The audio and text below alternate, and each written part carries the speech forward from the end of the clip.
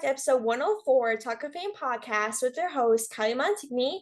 And I'm so excited to have on Associate Editor for People, Dory Jackson. Thanks so much. Come on, Dory.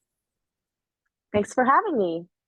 And so while working with People, you got to interview a long list of celebrities from Kate Hudson to Pierce Bronson and to Billy Porter. How has working with People magazine helped you as a journalist with interviewing some top tier celebrities? I think it's just getting the opportunity to practice talking to these people. The Mm-hmm. more I'm doing it, the better I'm getting at it, the more insightful my questions have gotten, the more comfortable I've gotten doing these things. Mm-hmm. And I can't imagine life not doing this at this point. I Yeah. love doing interviews so much, and you get to learn about people and see a different side of these people that you see on the screen or in Mm-hmm. magazines that you wouldn't normally.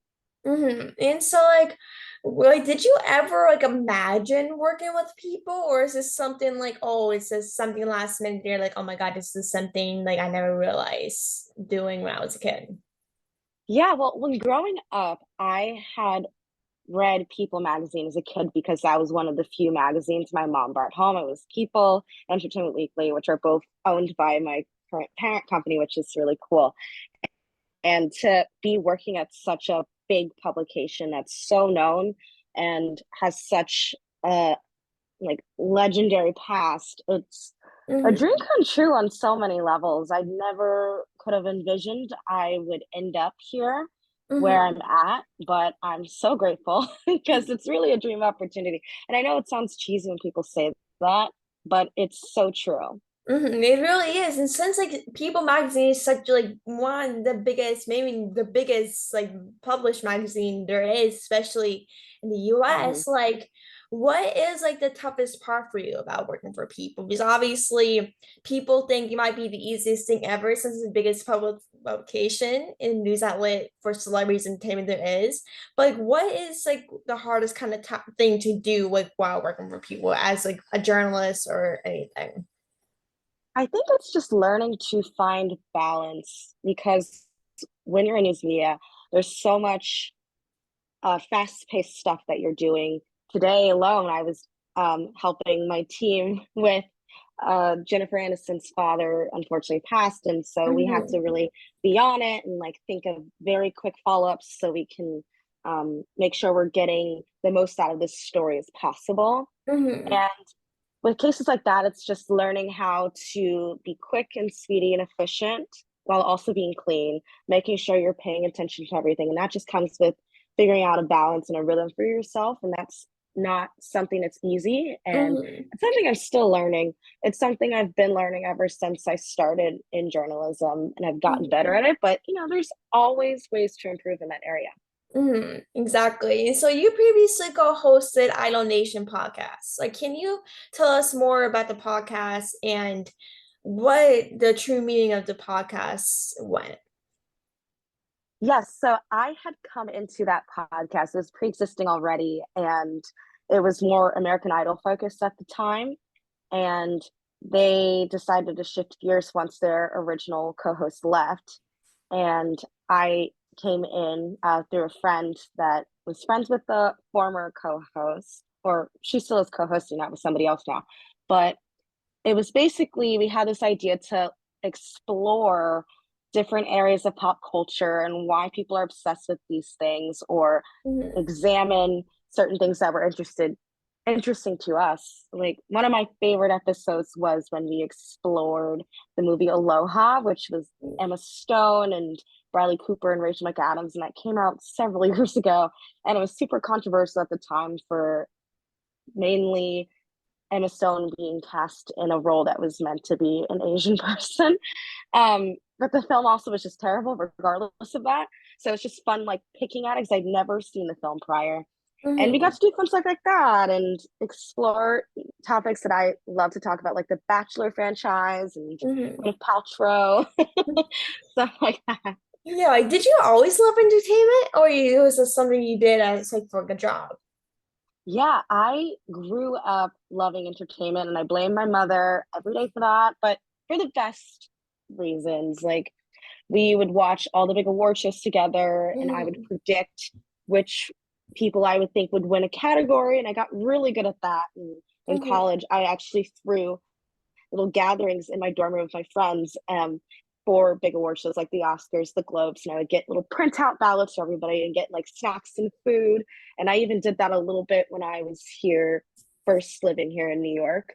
But Mm-hmm. since my job is very much focused on covering these big award shows now, I don't get to throw those parties anymore. But maybe one day.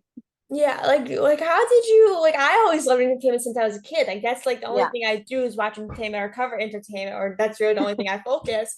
But like how did you kind of first start out as a journalist? Like how did you kind of first start getting experience and stuff like that?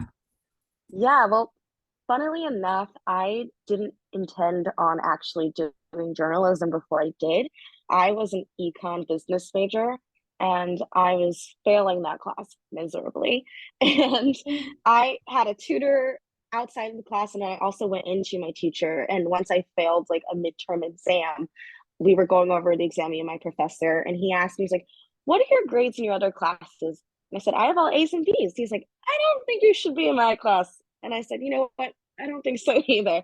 So I ended up withdrawing and I was focusing more on my English class.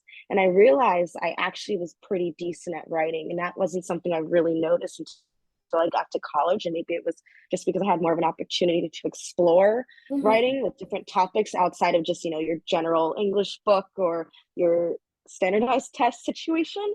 And I Mhm. said, maybe I should see where this could go. So I ended up applying for internships locally. I'm from Maryland, and I ended up getting an internship at a local DC publication. Mhm. And it was fashion focused, actually, because I always had an interest in fashion as well. And so I Mhm. wanted to see, maybe I'll try fashion journalism.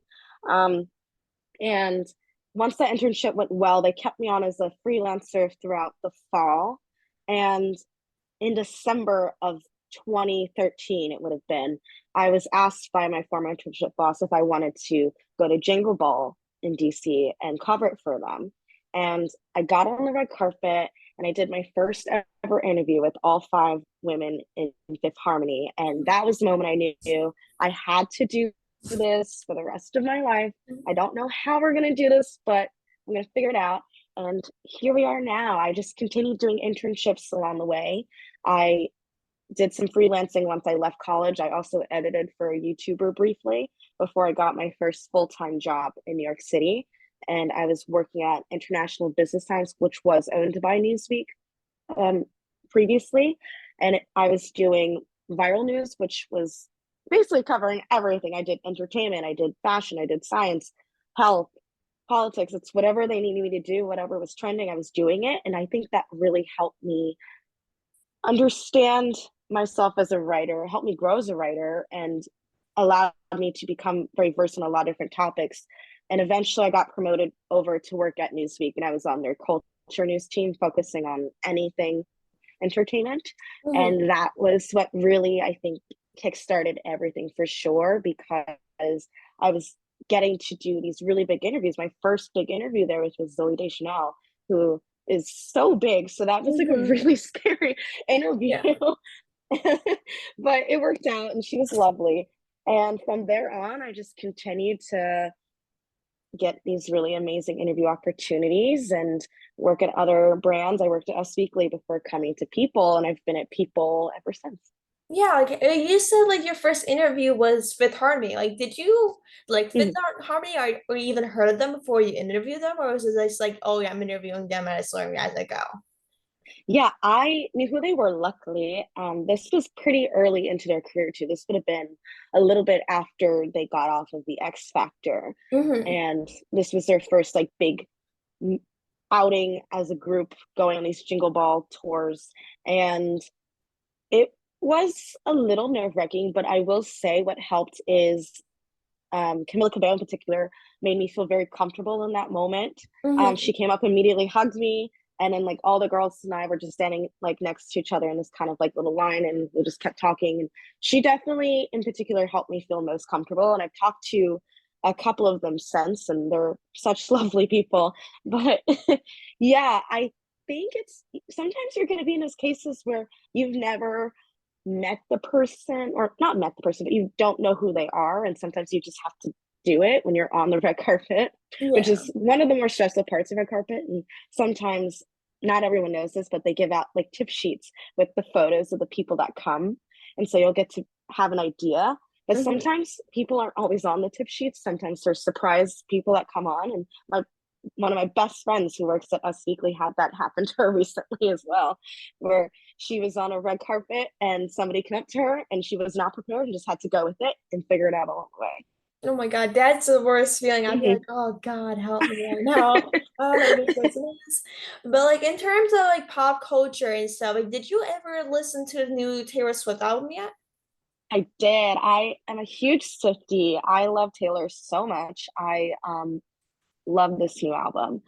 And I'm excited because I just found out I got verified pre-sale. So I'm gonna go get those tickets as soon as I can. If I can, who knows? Like it's gonna be complete chaos trying to get tickets for that Yeah, tour. it's good. But Like I know, like yeah. like in my hometown, my in my state, I know I'm from Pennsylvania originally.